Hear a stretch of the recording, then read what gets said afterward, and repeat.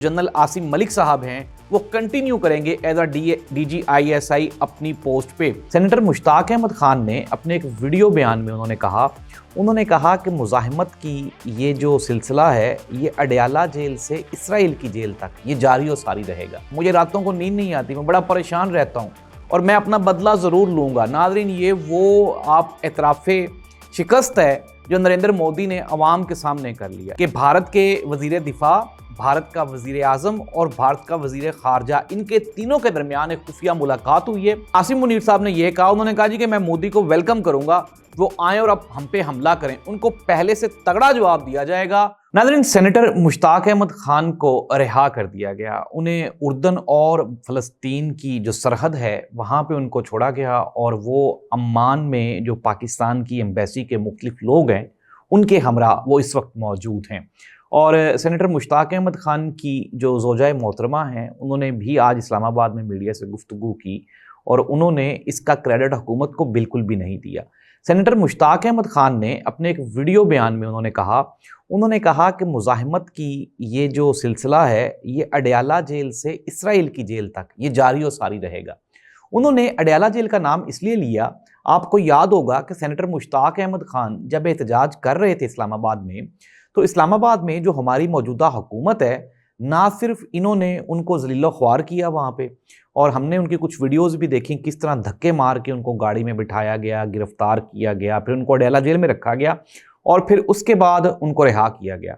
और अब हुकूमत ये क्रेडिट लेना चाहती है कि शायद हुकूमत ने कोई कार्रवाई करते हुए या शायद अपना कोई असर और रसूख इस्तेमाल करते हुए तो उनकी रिहाई के लिए कोई बंदोबस्त किया। नाज़रीन, मैं आपको थोड़ा सा आगाह कर दूं कि ये जो ग्लोबल स्मूथ फ्लोटिला के अंदर अप्रोक्सीमेटली ये कुछ 13 कश्तियाँ थी और 500 के करीब मुख्तलिफ ममालिक के लोग थे इसमें। और ये जो मुख्तलिफ ममालिक के लोग हैं इनको इसराइली फोर्सेस ने अरेस्ट किया और फिर ये जो इस तरह के एम्बेसडर्स होते हैं इनको पीस एम्बेसडर्स कहा जाता है, जो दुनिया के मुख्तलिफ मार्गों पर निकलते हैं और UNO के चार्टर के मुताबिक इनको अपनी कस्टडी में रखा ही नहीं जा सकता, इनको रिहा करना ही पड़ता है। और इसराइल को इस चीज़ का बाखूबी अंदाज़ा है कि चाहे सेनेटर मुश्ताक अहमद खान हो, चाहे वो एक ग्रेटा थुनबर्ग हैं, वो भी एक इस तरह की सोशलिस्ट हैं, वो हों, या इससे रिलेटेड जो दूसरे 500 लोग थे, इनको इसराइल अपनी कैद में नहीं रख सकता था, इनको बिल आखिर रिहा करना ही पड़ना था और उनको उन्होंने रिहा कर दिया। लेकिन ये है कि अमान की जो पाकिस्तान की अमान में एम्बेसी है उसका जो स्टाफ है उसके साथ सेनेटर मुश्ताक अहमद खान साहब वहाँ पे मौजूद हैं और जो उनको वापस पाकिस्तान लाने की तैयारी है उसमें हुकूमत पाकिस्तान मुआवन है और मददगार है। अब हम आ जाते हैं आज की जो सबसे बड़ी खबर है, वो है मोदी के हवाले से। भारतीय वज़ीर आज़म नरेंद्र मोदी ने कल अपनी एक तकरीर में उन्होंने कहा कि जब पाकिस्तान ने हमारे ऊपर जो हमला किया उसमें हमारी फ़ौज का बहुत नुकसान हुआ। उन्होंने कहा जी कि जब हमने हमला किया तो हमने कोशिश की कि हम फ़ौजी तनसीबात को निशाना ना बनाएं, लेकिन जनरल आसिम मुनीर ने और पाकिस्तान ने जब भारत पे हमला किया तो उन्होंने हमें तहस नहस कर दिया। मुझे रातों को नींद नहीं आती, मैं बड़ा परेशान रहता हूँ और मैं अपना बदला ज़रूर लूँगा। नाज़रीन, ये वो आप एतराफ़े शिकस्त है जो नरेंद्र मोदी ने अवाम के सामने कर लिया। एक तरफ तो भारत ये मानने को तैयार ही नहीं था कि पाकिस्तान ये जंग जीता या नहीं जीता, लेकिन फिर जब डोनाल्ड ट्रंप समेत पूरी दुनिया ने इनको ये बावर करवाया कि आपको इस जंग में शदीद शिकस्त हुई है, तो बिल आखिर अब नरेंद्र मोदी ने भी अपनी आवाम के सामने शिकस्त तस्लीम कर ली। लेकिन खबर यहाँ पे ख़त्म नहीं हुई, ब्रेकिंग न्यूज़ ले लें। खबर ये है कि भारत के वज़ीर दिफा, भारत का वज़ीर आज़म और भारत का वज़ीर ख़ारजा, इनके तीनों के दरमियान एक खुफिया मुलाकात हुई है और उसमें यह प्लान किया गया है कि किसी न किसी तरह से पाकिस्तान को कहीं ना कहीं घेरा जाए। घेरने से मुराद है इसके ऊपर हमला किया जाए और हमले की तैयारी शुरू हो गई है।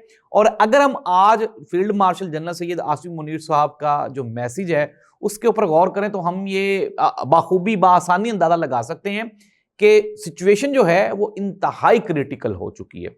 आज आसिम मुनीर साहब ने यह कहा, उन्होंने कहा जी कि मैं मोदी को वेलकम करूंगा, वो आए और अब हम पे हमला करें, उनको पहले से तगड़ा जवाब दिया जाएगा और इस मरतबा जो हम इनका इलाज करेंगे शायद फिर ये पूरी दुनिया में मुंह दिखाने के काबिल भी नहीं रहेंगे। उन्होंने साथ में ये भी कहा कि भारत को किस तरह से रोकना है, किस तरह से समझाना है, मैं बखूबी जानता हूं। नाज़रीन, पाकिस्तान ने ये जो गुज़श्ता जंग है इसमें भारत को पूरी दुनिया के सामने एक्सपोज कर दिया कि भारत की आर्मी, भारत का डिफेंस اور بھارت کا پورا جو دفاعی نظام ہے وہ زیرو ہے پاکستان کے سامنے. پاکستان سے یہ کبھی جنگ نہیں جیت سکتے.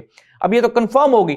ناظرین دوسری ایک اور بڑی خبر ہے آرمی کے حوالے سے، پاکستان کی فوج کے حوالے سے، وہ ہے DGISI عاصم ملک صاحب کے حوالے سے کہ عاصم ملک صاحب کی جو مدت ملازمت ہے وہ نومبر میں پوری ہونی تھی، لیکن اب یہ فیصلہ کیا گیا ہے چونکہ حالات ٹھیک نہیں ہیں اور بھارت کے ساتھ کشیدگی ہے، ایسی صورتحال میں DGISI کو تبدیل کرنا ملک کے لیے نقصان دہ ثابت ہو سکتا ہے، اس لیے ان کو ایکسٹینشن دے دی گئی ہے اور یہ کہا جا رہا ہے کہ جو جنرل عاصم ملک صاحب ہیں وہ کنٹینیو کریں گے ایز اے DGISI اپنی پوسٹ پہ. اب ان کی ریٹائرمنٹ نہیں ہوگی. آپ اس کو سیاسی بیان کے طور پہ جس طرح سے مرضی اس کو آپ مس انفارمیشن یا ڈس انفارمیشن کے طور پہ لے لیں، لیکن حقیقت واقعی ہی یہی ہے کہ ابھی جو موجودہ سنیریو ہے اس میں بھارت کے ساتھ ہماری کشیدگی ہے اور ISI کا ہونا اور DGISI کا عاصم ملک کی صورت میں سربراہ ہونا یہ انتہائی ناگزیر ہے اس ملک کے لیے اور اس خطے میں پائیدار امن کے لیے. ناظرین یہ تھی خبریں. اب میں آپ کو تھوڑا سا بتا دیتا ہوں کہ پاکستان اور بھارت کے درمیان جو کشیدگی ہے اس میں تیزی آنے والی ہے. اس کا ایک واضح ثبوت ہے کہ بھارت نے ابھی ریسنٹلی پاکستان کے مختلف دریاؤں میں پانی چھوڑا تھا اور آج کی یہ خبریں ہیں کہ دریائے چناب اور دریائے ستلج میں پانی کی سطح دوبارہ پھر بلند ہونا شروع ہو گئی ہے. اب بھارت کرنے کیا جا رہا ہے؟ بھارت ایک طرف تو پاکستان کے اوپر پانی سے جو آبی جارحیت ہے اس کو مینٹین کرے گا، کیونکہ پہلے جو سیلاب آئے وہ موسمی حالات کی وجہ سے آئے، وہاں پہ بارشیں اتنی زیادہ ہوئیں کہ بھارت سے بھی کنٹرول نہیں ہوا. لیکن اب بھارت نے پانی اکٹھا کر لیا ہے اپنے ڈیمز میں اور اس کو وہ پاکستان کے دریاؤں میں چھوڑے گا، جس سے پاکستان یعنی کہ پنجاب کے مختلف دریاؤں میں سیلاب آئیں گے. اور ساتھ ہی ساتھ میں آپ کو خبردار کر رہا ہوں کہ جو ہی پاکستان کی فورسز، پاکستان کی حکومت وہ اس سیلاب کو مینٹین کرنے کی آپ پوزیشن میں ہوں گے یا مصروفیت میں ہوں گے تو دوسری جانب سے بھارت پاکستان کے خلاف فوجی جارحیت بھی کرنے والا ہے. یہ سورسز کی خبر ہے. لیکن میں نے آپ کو ساتھ ہی ساتھ پاکستان کی آرمی کی تیاری بھی بتا دی اور آپ کو یہ بھی بتا دیا کہ فیلڈ مارشل صاحب اس کا علاج کر کے، اس کی تیاری کر کے بیٹھے ہوئے ہیں اور انہوں نے کہا آپ آئیں جی، آپ کو ایک مرتبہ دوبارہ پھر چائے پلائیں گے. ناظرین خطے کی تبدیلی، اس کے بعد فلسطین اور مشرق وسطیٰ کے جو تازہ ترین حالات ہیں وہ تیزی سے تبدیل ہو رہے ہیں. سینیٹر مشتاق احمد خان رہا ہو گئے ہیں اور میں نے آپ کو یہ کلیئر اور کنفرم بتا دیا کہ ہماری حکومت کا اس میں کوئی ہاتھ نہیں ہے. انٹرنیشنل ادارے جو واچ لسٹ ہے وہ اس کو آبزرو کر رہی تھی اور اسی وجہ سے ان کی رہائی ممکن ہوئی. ناظرین اس دعا کے ساتھ کہ اللہ اس کائنات کا حامی و ناصر ہو. اگر آپ کو پروگرام پسند آیا تو ہمیں سبسکرائب کریں اور اپنے کمنٹ سے ضرور آگاہ کریں. اللہ اس کائنات کا حامی و ناصر ہو. اللہ حافظ.